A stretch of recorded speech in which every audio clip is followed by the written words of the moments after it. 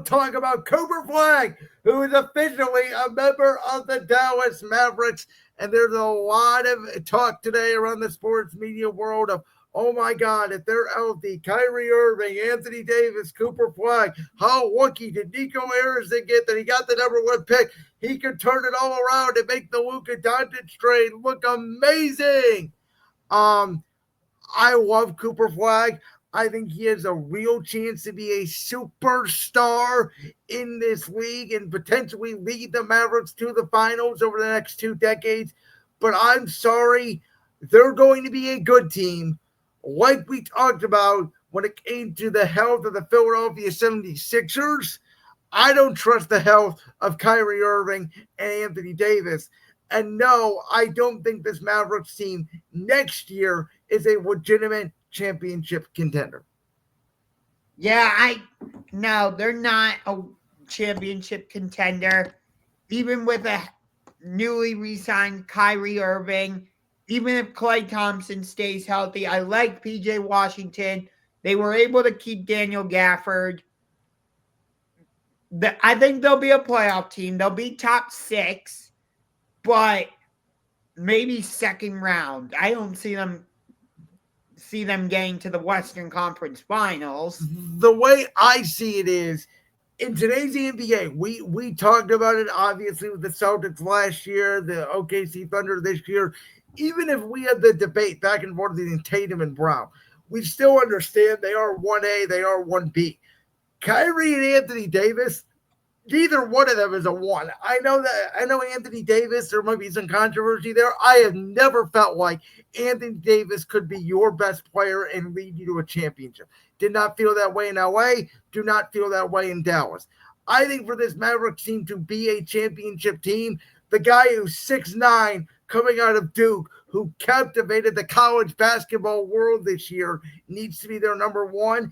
And this year, he's going to be, when everybody's healthy, their number 3. For the time being, he's going to be their number 2 next to Anthony Davis. He's going to get a lot of shots up.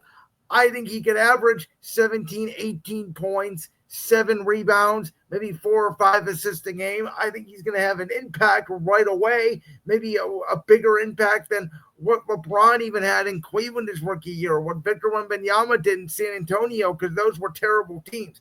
I mean, you could make the argument, what we talked about when Caleb Williams went to Chicago, not to compare the NFL to the NBA, but the whole conversation when Caleb Williams went to Chicago was, he's not going to a team with the number 1 overall pick. They got that pick from Carolina. Cooper Flagg is not going to the worst team in the NBA and the Hornets or the Wizards. He's going to a team who, I don't care how the Dallas Mavericks tried to spin it or not, they were 1 win away, and they were trying to win that game from being in the playoffs and not even having an opportunity at the lottery. Yeah, and again, the NBA can deny it all they want. They rigged the draft lottery for the Dallas Mavericks. If you trade Luka Doncic to the LA Lakers and make them relevant, we'll give you the number 1 pick. Nico Harrison said, okay, I'll do it. So, yeah, I'm continuing to ride that conspiracy theory until proven otherwise. The NBA rigged this draft lottery for the Dallas Mavericks. Did you hear what Nico Harrison said, by the way, after the draft last night with Cooper Flagg? I did not. This is 4 words. This is a quote. I'm going to read it. And I quote, "Fortune favors the bold." Basically, what he's saying is, yeah, did we get a little bit lucky? Haha, I got lucky, but now look at me. That trade's going to turn out great. Nobody. You risked your entire NBA life on a little, I think it's a 4-digit, could be 3-digit, but I believe it's a 4-digit little ping pong ball combination. Because if you did not get Cooper Flagg, we would still be looking at this Luka trade as literally the worst trade in NBA history. I even heard, even before the Cooper Flagg draft pick, Mavericks fans were still chanting "Fire Nico" at the Mavericks draft party. Very well could have been, but I'll tell you what, those fans looked very happy last night. And Dallas has always had a good basketball fan base. And not to be racist or anything, but it's just a fact. They've gone from white guy Dirk Nowitzki to white guy Luka Doncic to white guy Cooper Flagg. Yeah, I don't know. Um, it's.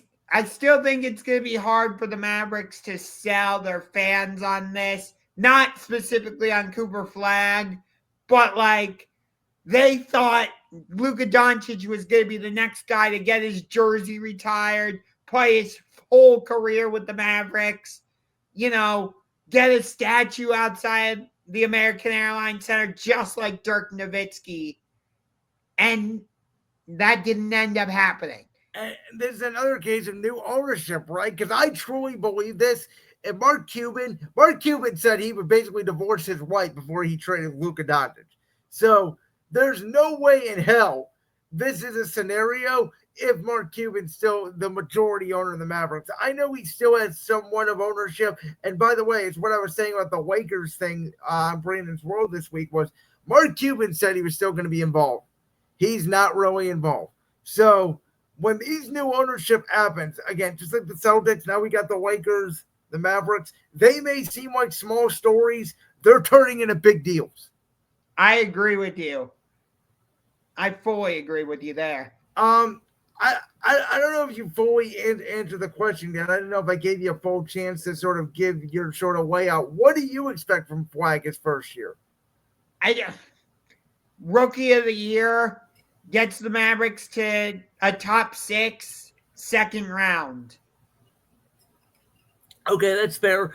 I mean, do you think like me? Like, I think he could average 18 points, 6 rebounds, 8 assists. Like, I think he starts game 1. I mean, he's gonna have to. He's the number 1 pick.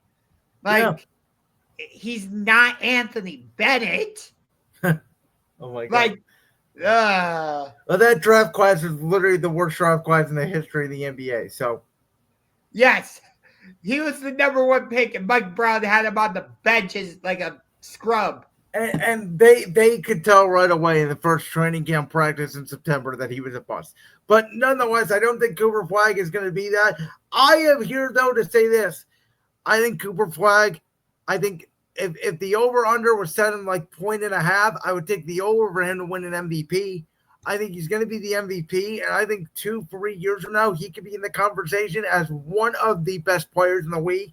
And I think he will be in the conversation in 2028 as the guy America is looking up to, maybe along with Anthony Edwards, Jalen Brunson, and Tyrese Halliburton as the guys that represent us in the Olympics. Honestly, yeah. But do I think he'll win MVP this season? No. Could he be in the conversation? Perhaps. But does he really? I don't think any shot he's in the conversation this year. I believe SGA will be in the conversation again, obviously. I believe Jokic will be in the conversation again. I believe that Anthony Edwards will be in the conversation. I believe that because of his numbers, Luka Doncic, I would guess, would likely be in the conversation. And I'm going to throw a wild card out there. It's just a hopeful one. Let's say our Cavaliers are the number 1 seed. Evan Mobley, not Donovan Mitchell, could be in the MVP conversation. Because I think for the Cavs to become a legitimate championship contender, I've said this before, I think Evan Mobley needs to become your best player. Yeah, I could see that. So I was just putting that out there as like okay, maybe. It's not likely. I agree with you, but could he be in the MVP discussion? Perhaps, but not likely.